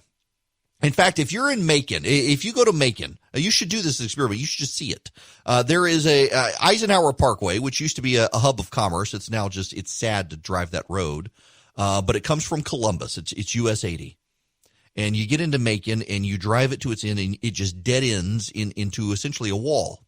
And the plan was to take that road and stretch it around to I-16 to improve the flow of commerce. Well, environmentalists for years complained you were going to go through brownfields, you were going to go through the Ocmulgee National Monument, you're going to do all sorts of things. Environmentalists ultimately killed it, not really because of the environment, but because they didn't want the commerce. And as a result, Macon has now been bypassed, and this road has been built to the south of the city through different counties. It does not touch Bibb County, and deservedly so. The environmentalists have deprived Middle Georgia of a major economic source and highway because of using these sorts of regulations and lawsuits to stymie these sorts of highways. And now, as a matter of fact, we're going to see progress with this 18-wheeler highway and others through the state. And it's not just going to be Georgia. I focus on Georgia because all my affiliates, by and large, are in Georgia right now, but it's a good example for everyone else listening nationally. This happens all over the place. It happens in California with the building of water reservoirs. Inarguably, California needs more water reservoirs, but environmentalists have used this regulation to block their construction. In the north, in Chicago needs greater infrastructure, and they block that as well. There are private sector oil and gas pipelines in particular that flow across federal land, and environmentalists have been able to block their expansion and drive up the cost, and this will speed up their ability to get across federal land. This is all good for the country. It lowers costs. It builds efficiencies. It helps us expand our energy production, and it also helps us move commerce faster. And yet there are people who hate the fact that our capitalist system works as well as it does, and they've used regulations like this to go to war with it. It's not that people want there to be pollution. It's that they want there to be a proper balance between commerce and environmental examination. And we have overcompensated, overcorrected, and now the president's setting real balance, and that's good. I am back. Kroger and Walmart, as I mentioned, are going to start making you wear masks, and they're going to enforce it. I got to say something, and I don't think this will upset any of you. But I'm actually really genuinely annoyed and surprised at the number of people who are complete, how do I say that, biblical donkeys when asked to wear a mask by a private business. You know, you don't have a right to go into the grocery store. It's a private business. They can set the terms on your entry. And I'm really flabbergasted, actually, by the number of people who are just plain nasty to the person who's checking them out at the grocery store. I mean, I see this happen all the time, and I think it really is a sign of poor character. Let me tell you, there's a reason I don't care for Rick Santorum. And I know a lot of people on the right like Rick Santorum, but I had 2 interactions with Rick Santorum in my life where I observed him being rude to people who, one was a hotel employee and one was a reporter who just needed to verify a quote. And it always struck me, and I've heard subsequent stories from people who've worked in his office, that he was like that with people. And maybe I've misjudged him, but I've had several people share these stories with me that reaffirmed to me that when you're nasty to the little guy, that says something about you. And when you go into the grocery store and the 18-year-old bag boy who is there sanitizing the grocery carts so that you don't get a highly contagious virus, and he says, "Sir, I'm sorry, you've got to wear a mask in here," and you cuss him out, you are a horrible human being. And that speaks very poorly of you and your character. And it's remarkable to me to see people's character in the time of this virus and how low the character is of some people who I've thought highly of in the past. And it's a real problem. It's a real problem to me to see people who can't understand when a grocery store just asks you, please put on a mask out of respect for everyone else, and you throw a fit about it. Grow up, people. The governor of Georgia is asking you to wear a mask. He's not forcing you to wear a mask. But when the store tells you to wear one, you don't have to shop there. But if you do, shut up and comply with what they want you to do. Making sense of current events during this extraordinary time can be really trying. Conceived in Liberty, the Bradley Speaker Series is a new video series that offers meaningful perspectives through engaging 15-minute interviews. The guests focus on the big picture and distill what the latest developments mean to our deeply held commitment to restore, strengthen, and protect the principles and institutions of American exceptionalism. Visit bradleyfdn.org/liberty to watch the most recent episode. It features Wall Street Journal columnist Kimberly Strassel. That's Bradley with an L-E-Y at the end, and then fdn.org/liberty to watch the video. New episodes debut weekly. So come back often, subscribe to their YouTube channel. You'll be notified when a new one is there. It is the Bradley Speaker Series at bradleyfdn.org/liberty. I'm here. Welcome. It is Eric Erickson here. My buddy Ken Buck, congressman from Colorado, is going to be joining me in the bottom of the hour. He's got a piece up on TikTok and on preserving our monuments out there as well. Wants to talk about it. Happy to have him on. But we got stuff we got to talk about right now. And the phone number, if you want to talk, is 877-97-ERIC, 877-973-7425. Are your kids going back to school? I want to spend a little bit of time on this one. Are your kids going back to school? I was actually just texting with a friend of mine who's a school teacher. He thinks they're going to go virtually. There's a story in the New York Times today. Let me start this out for you. Claire Kane Miller. In Honolulu, Hawaii, nearly all public schools are planning to allow students to return for just part of the week. But at Punahou, a private school for grades kindergarten through 12, schools will open full-time for everyone. The school has an epidemiologist on staff and is installing thermal scanners in the hallways to take people's temperature as they walk by. It has a new commons area and design lab, as well as an 80-acre campus that students can use to spread out. There were already 2 teachers for 25 children, so it'll be easy to cut class sizes in half to meet public health requirements for small, consistent groups. The same thing is happening in communities across the country. Public schools plan to open not at all or just a few days a week, while many neighboring private schools are opening full-time. Private schools may reverse course if there are outbreaks in their communities, and governors could still shut down all schools if they determine the local infection rates call for it. Some families and teachers won't feel comfortable returning, but the ways in which private schools are reopening show it can be done with creative ideas and the money to carry them out. On the same day, there is a story in the LA Times. It is headline story in the LA Times that parents are worried about what's going to happen with school. And there is a growing frustration about whether or not schools are going to be able to reopen because parents need to plan. There is a lot of uncertainty out there in society right now. There is so much uncertainty over the future because of the virus and our inability to contain it, even as other countries have. There is growing frustration. There is growing anger, growing impatience. It's clearly hurting the president in the polling. It's remarkable that the Wall Street Journal, NBC Wall Street Journal poll has the president at 56% support for his handling of the economy. He's like at 39% approval rating. Joe Biden is crushing him in the polls. And the reason has everything to do with his handling of the virus, or what people perceive as his lack of handling of the virus.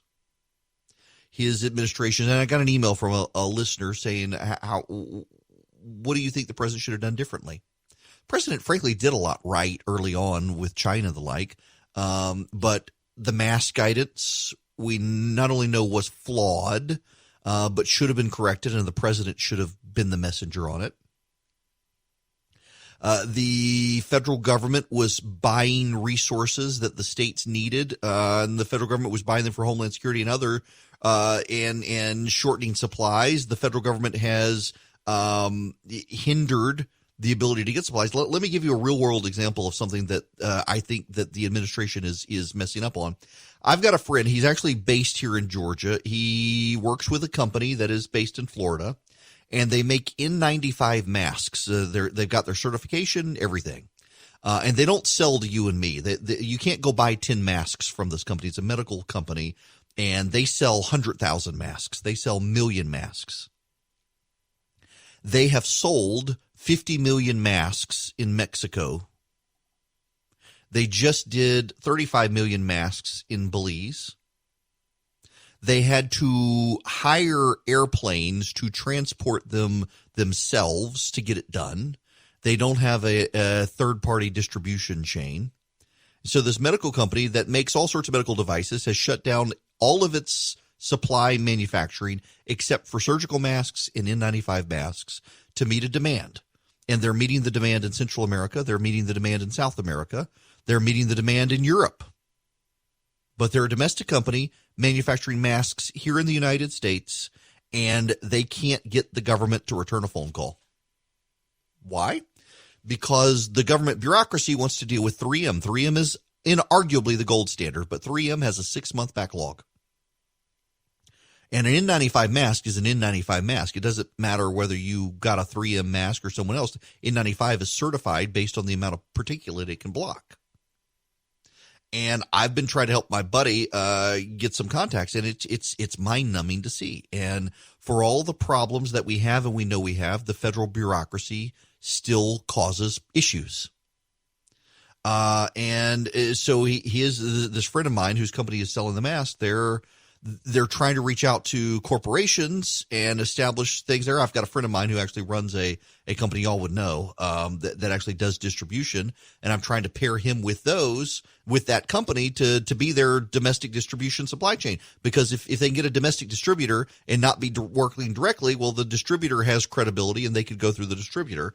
And so they're trying to work together to do that as well. And I'm just trying to bring people together to make this sort of stuff happen, because that's one of the examples where the federal government has collapsed on itself. Is the bureaucracy is stymieing innovation and is unwilling to work with new parties coming in that have products to sell that are certified to be sold. It is causing all sorts of problems. I mean, if you got a company and you need 100,000 masks, let me know. I'm happy to connect you with the guy. But I think their minimum sell is 100,000. They're typically over 1 million, and they've got the supply to be able to do it. And it's crazy that they're having a real hard time making inroads there. That's one of the issues. Clarity from the administration would be a good thing. Having Peter Navarro out undermining Anthony Fauci is something that isn't good. The administration has allowed a bunch of people to go out and undercut each other in the press. That's not good. And what we've gotten to at this point is a lot of uncertainty in the public. And that uncertainty is coming to a head on the issue of schools. Can schools reopen? This one hits close to home for me. My wife, as regular listeners know, has lung cancer. She has a lung cancer that there's no cure for it. It's genetic. But it can be held in remission, essentially, that the tumors can be stopped from growing thanks to a medicine. But she's got the tumors in her lungs. If she were to get the virus, it would not be good. And can we send our children back to school? Are we going to have to homeschool? Will our private school that we go to offer us a virtual option so that our kids can go to school without being there? And, the data shows overwhelmingly that 6th grade and younger, you don't have a problem. Elementary school kids can go. They're not going to be transmitters of the virus. They're not going to get the virus. Only in very rare cases do they get the virus. You don't even have to let them wear a mask. Just make them do good hygiene, regular hand washes, and you'll be good. It's the older kids, though. And there are, let's just be honest, a lot of people out there who think this is overblown, that it's not real. They don't know anyone who's gotten it. They think it's all a conspiracy to prevent the president's reelection. I've heard that from people. They don't think masks work. They're not going to wear a mask. It's an infringement of their liberty. They're not going to do what people ask them to do. And do I want my older child, who would be susceptible to the virus, even if it would be a mild case, to go to school, be surrounded with people who may be transmitters of the virus and pass it back into our house, given her mother's condition? That we got a real concern there. What will our school do to keep the kids safe, but not just keep the kids safe, but to encourage the responsibility of the families, understanding that there are people who have compromised immune systems whose kids go to that school? It's a real concern for me. It is a concern for my wife. My wife is starting to get nervous about sending our kids back to school if we can't get this controlled. It's particularly, the school had decided it was going to reopen, and the virus was declining in Georgia, but the virus is skyrocketing in Georgia right now. Every day comes a new record high. Every day comes a new record high hospitalization in the state. People aren't doing what they need to do. And this is not an issue of the governor. This is not about the governor. This is about individuals who know what they should do and they're not doing it. Let's say you don't want to wear a mask. You think a mask is overrated. Okay. For the sake of argument, I'm going to say okay. Are you going into crowds? Are you socially distancing? Are you avoiding crowded indoor spaces? Are you going to bars? Are you hanging out with large groups of people? Those are the things we know are vectors for the viral spread. I know someone who thought it was no big deal, thought it wouldn't happen to him, thought it was overplayed, thought it was overblown, and went to a bar with friends, was out drinking, no social distancing, and not only has this virus, but passed it on to someone else. And that person's actually in fairly bad condition. And they thought, well, it can't happen to me. It's no big deal. It's a conspiracy to hurt the president. I don't know anybody who's gotten it. It's all overstated. And actually, it actually is a concern. if people exercise individual responsibility, people don't have to worry. But we're seeing the virus spread not because a governor has failed or the president has failed, but because people have failed to do what they need to do. And this all comes home to school. People need their kids to go back to school. Parents are bad at homeschooling. And by the way, in poor areas, in parts of the state where most of you are listening to me right now, I'm not on Atlanta. I have an evening show in Atlanta, and I have a morning show that's statewide. And if you're listening to me right now, more likely than not, you're not in Atlanta unless you're streaming somewhere. You can stream at theresurgent.com these days. We've got the show streaming there or on Facebook. But by and large, you're listening on a radio station. You're listening not in Atlanta. And so the odds are you're listening in an area that is less capable of handling virtual classes and internet live stream and high-speed internet, which puts your kids at a disadvantage if school's not open. And increasingly we're seeing that people aren't going to be able to open schools because the virus is spreading and people aren't doing what they need to do to step up to have personal responsibility. And you've got kids who come to school. My daughter has someone in her class who thinks this is all a hoax. Still, they don't know anybody who's gotten it. So they're not doing anything.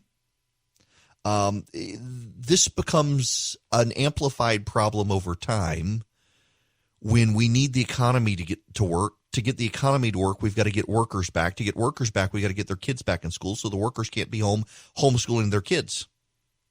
There are cascading effects here. And the uncertainty is beginning to build. I'm hearing it in my wife's voice when she talks about the issue for our kids. Will they be able to go back to school? Will they have to virtually learn? Are we going to have to homeschool? Are we going to have to send them to a different school if our school can't accommodate the concerns? And I think our school has a plan, but as we're seeing with the virus escalating again, the plan was premised on the virus being in decline and not getting it. And now we know it's spreading in our community again. Bibb County, where I am, is having record high cases. And everybody feels that stress right now. It is stressing everyone out. And this, again, is why I think if the president's campaign came out today and the president did a huge ad campaign and said, wear a mask, and the president was in a mask and he did that, and he's got Trump 2020 masks and they're giving them away to people, you would see his entire campaign support start wearing masks.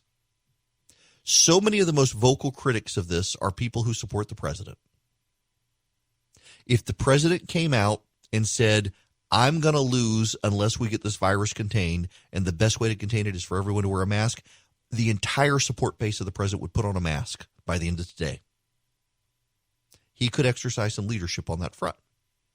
And frankly, if everyone did wear a mask and wash their hands and socially distanced, we would see the virus decline, and you would see some peace of mind come back, and that it would be okay to send your kids back to school without having to do all these special things that rich private schools are able to do that poor private schools and public schools can't do. There are ways to move forward. The problem is that everybody is so busy blaming everyone else, no one actually wants to do what they need to do, and half the people out there still think it's no big deal because they don't know anyone yet who's had the virus, even though millions of people have been infected and over 100,000 have died. At some point, you got to stop blaming people and actually start figuring out what can we do to stop the virus. And it's actually pretty simple. Socially distant, wash your hands, wear a mask. Buddy of mine listening to the station on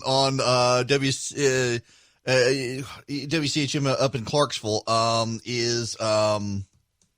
he said he just heard the Stacey Hall ad up there. If you guys don't know, I have endorsed Stacey Hall for the state Senate. He's got an ad up in Habersham County on WCHM, the radio station where I'm broadcast, and I hope you'll consider his candidacy for the state Senate. He's a good guy, and given the legacy issues we're dealing with in the state legislature and the nepotism, I think having a fresh face in the legislature would be a good idea, particularly when it comes to things like the Board of Pardon and Parole. I asked the governor about it yesterday. And the governor's wife is furious about the situation with the Board of Pardon and Parole. I am told multiple members of the state legislature are considering articles of impeachment against the entire board. Not just one person, but multiple members of the legislature are considering it because behind the scenes, they're starting now to hear from district attorneys that there are real problems with the board. In fact, I have had several emails from people who work for the Board of Pardon and Paroles. I can confirm their identities because they used email addresses that allowed me to trace back who they actually are. And they all speak very highly of a lot of the work that Pardon and Paroles does, but are highly critical of the way the actual current board members have operated and think there are real problems. And there really are. Now, if you're new to this and you haven't heard my tirades on this, the world's most prolific collector of child pornography lives in Georgia. And he was sentenced to 1,000 years in prison, and he was let out of prison after 7 years. 993 years short of his prison sentence. And the Board of Pardon and Parole says it was guidelines they use allowed him out of jail. But they won't tell us what the guidelines are. They won't tell us the grounds for his release. They won't tell us anything. There are several court cases in the last couple of years from the same members of the Board of Pardon and Paroles who have said that the criteria are actually pretty subjective. And as a result of this, there are all sorts of major issues that are going on behind the scenes. And I gotta tell you, you're gonna think I'm a broken record when I talk about the Board of Pardon and Paroles, but I can assure you what happens. I know the way this works. These people think that we'll let it go, that we will forget it, that it'll be forgotten, and they can keep doing what we're doing, or they can keep doing what they're doing. And it's unfortunate that they think they can get by with it because of our memory and the legislature's unwillingness to investigate. It is time for something to be done about the Board of Pardon and Paroles. When you allow out of prison a man sentenced to 1,000 years for the express purpose of ensuring he could never get out, and then 993 years before he should be let out, you let him out, there's a sign that something is not right at the Board of Pardon and Paroles. Now, as the governor mentioned yesterday, I asked the governor about this yesterday. The governor says his wife is furious, and he said they're looking into it. There are some people, even within the governor's office, who will say it's no big deal and it's not a high priority. It is going to have to become a high priority for everybody, because I'm not going to let it go, and I'm going to annoy you people for continuing to talk about this, but it is for your children and you that I'm doing this. The fact of the matter is that this man, Peter Mallory, has been released into the wild. They know where he is. He's at some sort of boarding house in Atlanta, and the boarding house, according to one employee of the Board of Pardon and Paroles, tells me is a den of child predators. That's how he described it. It is a halfway house run by a charity where these people can park, and it is filled with people who have these sorts of issues.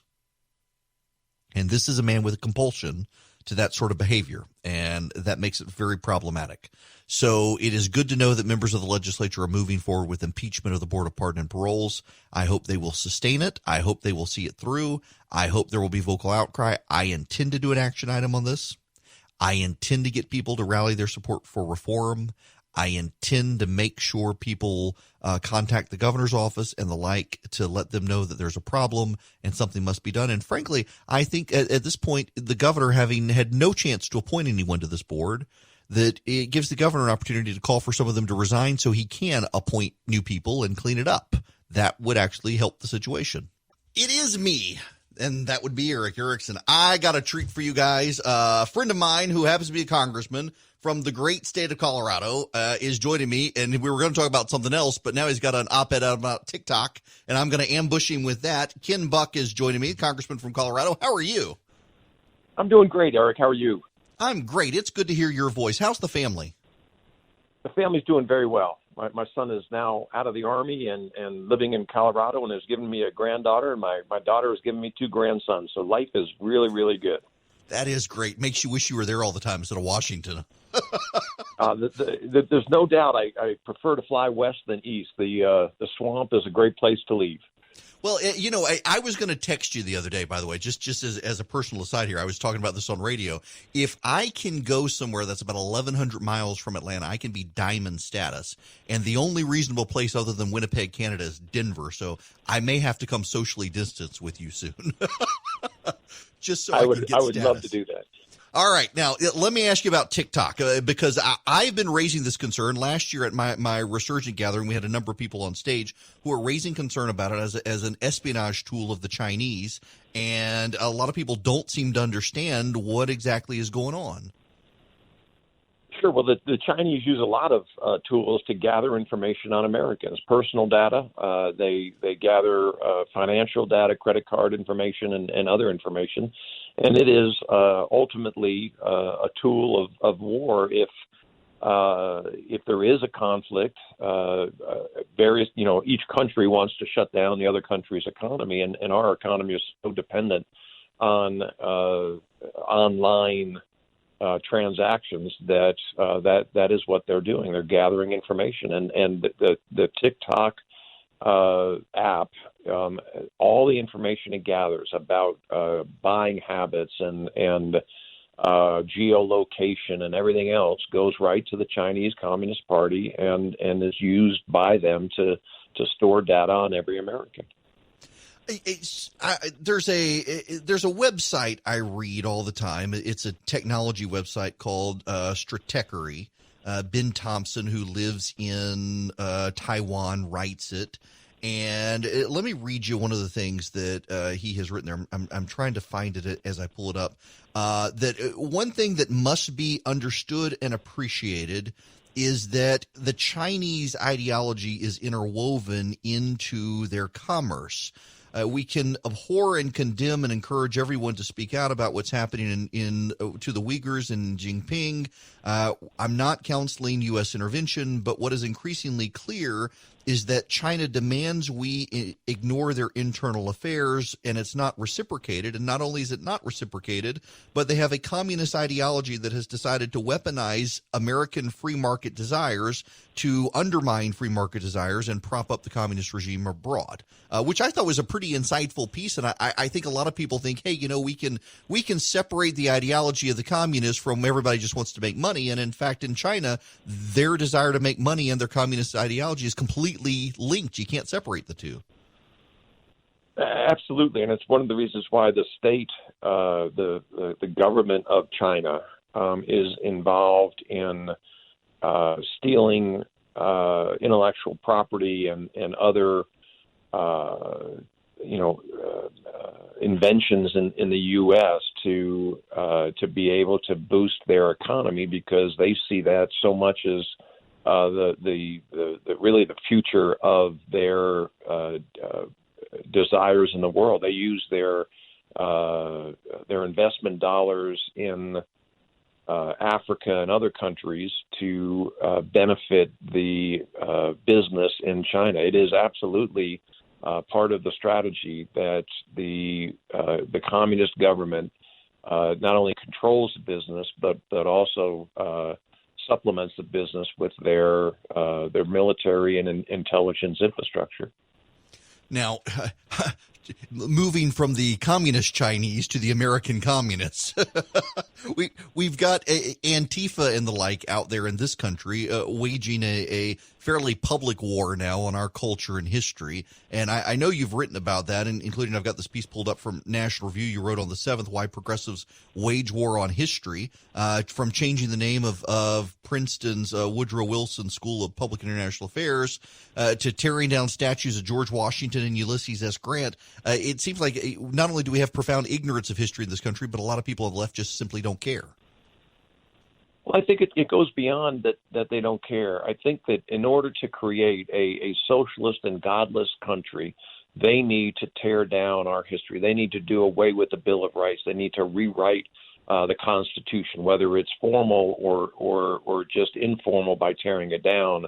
They can't get to where they want to go with the kind of top-down government structure they want, if they allow Americans to believe that we were founded to break away from a monarchy, where we were founded to give people control over government and not the other way around. And so I really think that this is part of a strategy, and it's been part of a strategy for a long time with the progressives to ever since you go back to Woodrow Wilson. And it's really the desire to create this massive federal government that takes away states' rights, that takes away individual liberties. That's their goal, and that's what they are working on right now. Well, you mentioned Wilson. Jonah Goldberg years ago wrote his great book, Liberal Fascism, that all the people who criticized it seem not to have read it. And he talks about Wilson, and Wilson had a brown shirt brigade that would go around and harass anyone who questioned him and his policies. And the left loved him. Of course, he was also a deeply racist individual, it seems, who resegregated parts of the American military, wasn't actually the great president the left brought him up to be. You would never know that from history. And the left itself since then seems to just genuinely not care to learn history because they're always advancing progressivism. They never need to look backwards to see what we've done as a country. And it was a fascinating book by Jonah, and just a deep history of progressivism on just it intentionally lacks any sense of where we've come from as a people so that it can advance in different directions. But I think the great part of studying Woodrow Wilson is that if you look at every socialist takeover of a country, most recently Venezuela or Cuba, they have to have a brown shirt brigade. They have to have a group of thugs that are doing the will of the government, because people don't voluntarily work hard so that they can give 90% of their revenue to the government in the form of taxes or some other extortion. So there has to be a force that the government uses to move a country towards socialism. And certainly Woodrow Wilson was an example of that, but we see it all around the world since Woodrow Wilson. And it's one of the things that if Americans studied history more, they would understand they're going to be giving up their liberties if they accept what the left is offering. Well, you mentioned that, and that's such a great point. It's been interesting to me over the last couple of years to see how not just the left, but the media in general characterizes Trump supporters as thugs and goons and intent on an authoritarian regime in this country, and yet they're not the ones tearing down statues and driving people out of business and smashing up businesses and scaring people and silencing people so that they can't actually speak up and say what they believe. And the last time we saw the right really react the way the left is reacting now was the sort of the Tea Party movement of 2009 and 2010. And you didn't see violence. What you saw were peaceful protests with Americans coming together to say our government can't keep spending as much money as we're spending. Our government can't take over 1/7 of our economy and dictate our healthcare needs and solutions. And so it's a great contrast to look at what the left does when they are in protest mode and what the right does when we're in protest mode. I think it was either Amanda Carpenter or Mary Catherine Ham, I think in 2007, or when was it, 2009, with the rise of the Tea Party and the protests and those August town halls where people were showing up to complain about Obamacare, pointed out that there were 7 arrests made during that period, and 6 of the 7 were union activists antagonizing conservatives. There was only 1 Tea Party protester arrested during that time. The rest of them all from the left antagonizing people. Yeah, and I didn't know that, but it's a great point, and it's what I observed. I went to a lot, as you did, a lot of Tea Party protests, a lot of peaceful demonstrations where people were expressing their concern about the direction of government. And I think that the fact that President Obama used the IRS, really weaponized the IRS to go after Tea Party groups, use the FBI to go after the Trump administration, a perfect example of what happens when government gets too big. The left will use government in a way to stifle dissent, whereas what the right is constantly asking for is more liberty, less government. Leave us alone. Let us do our jobs. Let us raise our families. Yeah, I don't know that there's a solution to this. Short of the president winning, and I actually think they'll be more antagonistic when it wins in November, but only for a short time when they realize that it was their hostility that caused people to move towards the president's direction. It almost seems like right now they're calculating that if they can scare everybody and whip everybody into a frenzy, that somehow helps their side. And not only are they doing damage to the country, it just seems like they're not actually going to help Joe Biden ultimately. And I agree with you, Eric. People ask me what I think, and the more I'm in Colorado, the more I'm in my district talking to hardworking people, the more I understand. I have Democrats coming up to me, talking to me about how upset they are with the riots and the looting and the destruction of our history, and how they are upset that the Democrat leaders aren't speaking out about this. And they are looking for Trump's leadership on this issue because they want law and order. They don't like the chaos that they see. It's not good for their business. It's not good for their family. It's not good for America. No, it's not. Look, I got to leave it there with you. It's always good to hear your voice. I appreciate you coming on and appreciate your op-ed this morning on TikTok as well. It's man, Mike, we block it in our house. People come to our house, they can't use it, and I wish more people would realize what's going on with it. Yeah. Well, thank you, Eric. It's good to be with you. Yeah, absolutely. Ken Buck, Congressman from Colorado, great guy.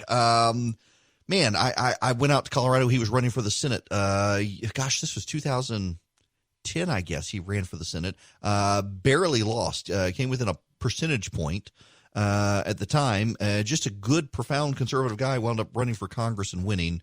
And it's great to have him on the show. It's good to have good people like him in Congress. Hello there. The phone number here, 877-97-ERIC, 877-973-7425. Quick word for a sponsor, True Precision. True Precision they're not a gun manufacturer. They're geniuses. They will upgrade your gun. In fact, I'm going to go to their website and I'm going to discuss this with you from their website, which is true-precision.com. And according to True, they've updated their website. Ooh, fancy. So they make barrels. You can get them for Glock or SIG, M&P. You can get thread protectors. You can get slides. You can get titanium side plates or slide plates. You can get triggers. Y'all, I got to tell you, it's incredible. They got the P365 XL barrels now available. I'm a fan, and I put this up on my video live stream the other day. I can't express to you how gorgeous my gun is. Now, I got a Glock 43X, and True Precision upgraded the slide, the barrel, the sights. It's incredible. You can work with them. If you want upgrades to your gun, they do a remarkable job. They're local, by the way. If you're in Georgia, they're local.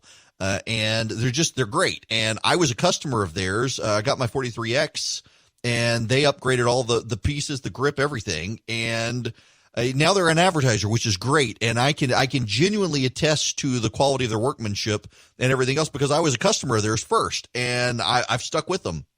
They can do coatings, finishing, all sorts of things. Go to true-precision.com. True-precision.com. You can order their barrels. You can order their slides and stuff online. If you use ERIC as a checkout code, ERICK, you get a 10% discount. I genuinely do recommend it. You want an awesome looking gun, not just a gun, but a work of art. Go to True Precision. I can't recommend them enough. They're good people and they make such high quality stuff. Now, to the phones, Lisa in Clarksville. How are you? I'm good, Eric. How are you today? Great. What's going on? Good. Well, first I wanted to say, you the first day you were on the radio, you replaced Glenn Beck, and I was a little bit apprehensive, but I kept listening every morning, and I have to say that I'm a fan. Well, thank you. I appreciate that. Please tell my wife. I will if I ever get the chance to speak with her. I had a little epiphany while you were playing the thing about the president in Atlanta yesterday, and his thing about not wanting to defund the police so that people can feel safe. And I thought, wouldn't it be a good idea if the Trump campaign made red face masks with white letters to match the hats that say "Keep America Safe"? It seems so simple. It just kind of popped into my head, and I don't know how to ever get a hold of him. I'm actually on there. Yeah, I know, man. So I do this daily email now in the mornings, and you'd be amazed at the number of people who have EOP, what is it? I forget the exact website, but it's essentially the executive office of the president, how many readers are in the White House. I may have to bring this up in one of my morning emails because I know they'll see it. That's actually a really good idea. And I really do think, just given the data out there that we know now, in these countries that are mandating masks, first of all, it would make the president, at a time the media says he's not taking charge of stuff, suddenly he would not only be taking charge of stuff, but he would be turning his supporters into the forward troops in this. And absolutely. We could actually turn this thing around. That's a great idea, Lisa. I appreciate you people up in Habersham County are some of the smartest people out there. Yeah, and we love you up here. I wish I would have gotten to see you while you were up here. Well, look, I got to tell you, I have fallen in love with Northeast Georgia. I mean, I love the Rome area. I love the folks up there, but going up to Lake Burton and then going up to Clarksville, it is gorgeous up there. It is absolutely gorgeous. I want to come fly fishing. Yep, it is. We love it up here. I'm actually a native Detroiter. That's why I was talking to Alan Sanderson last week. Really? Or Alan Sanders. Yeah. Native. How did you wind up? How did you wind up there from Detroit? I have a good friend here whose mom lives here, and her husband died, so we came up to kind of take care of her. She's in her 80s, and we love it here. I've always wanted to live in the mountains. Coming from Detroit, surrounded by water, and right. I really love the mountains, and here I'm finally here. Finally. Well, man, I gotta. My goal at this point. I really want a house in Hilton Head on the beach, but having something up there in the mountains around the Lake Burton area, Lake Rabun, it's so pretty. The people are so nice, and the restaurants are so good. Too. I love the restaurants up there too. I'd be fatter than I am right now if I stayed up there, though. Well, keep in contact with me somehow, or I'll keep in contact with you. I do real estate. That's what I do. Well, so I will do that. Excellent. Well, one day we'll be in the market as soon as I win the lottery. Listen, thank you so much for calling in. I am going to pass that recommendation on. I really am, because it's a good one. And I wouldn't be surprised if someone at the Trump campaign is thinking about this. And if you haven't listened, if you're just tuning in, you're waiting for Rush to come on. I know how it is. I know how you people are. The NBC Wall Street Journal poll, I talked to Kellyanne Conway yesterday. I wound up not actually, so I talked to her on the evening show. We wound up actually, she got preempted. She and I are friends, and so we were texting back and forth laughing about it. She was supposed to be on with me at 4 yesterday, and she got preempted by her boss, we ran his, during my evening show, we ran his speech live in Atlanta. So she called in the 5 o'clock hour, and there were severe thunderstorms, and I was having to tell her to hang on a second while I had to go do a severe thunderstorm warning, because, I read the radar and all. But she wanted to be dismissive of the national polls, including the NBC Wall Street Journal poll that shows the president losing significantly to Joe Biden, but wanted to point out that 54 to 56% of Americans say that they trust the president on the economy and they're happy with the job he's done on the economy, which tells me and tells her and tells their team that the president, if he can figure out a way around this virus or through this virus, can win. And if he can't, he's going to lose. And mask wearing seems to be a no-brainer. I mean, even the media, the national media, attacking the governor of Georgia for saying you can't mandate masks is ignoring the fact that even the governor of Georgia is doing statewide tours telling people to wear masks. He doesn't want to mandate them. He doesn't want to turn you into a criminal if you're not going to wear a mask, but he still wants you to wear them. The president could take a similar approach, and his campaign could sell these masks. Make America safe, as Lisa said. Put them on the mask. And sell these through his campaign to his campaign. Give them out at rallies. Have the rallies and give out the masks and tell everyone you got to wear the mask. They could do this. The president could drive the messaging, and all the people in the media who've been blasting him about this say, well, he should have done it 3 months ago, but he's doing it. It would have direct impact. It would have direct messaging. And it would be the president not only in charge of it, but give him a profit motive to do it as well through his campaign. Maybe he would do it. That's not a bad idea. It really isn't. We got to do something to get through this virus for the president's poll numbers to go up, and getting his supporters to be the ones to say, you know what, we need to wear this mask to help the president get reelected and stop Joe Biden is probably the most brilliant way for his campaign to exercise leadership and do this. Something for his campaign to think about.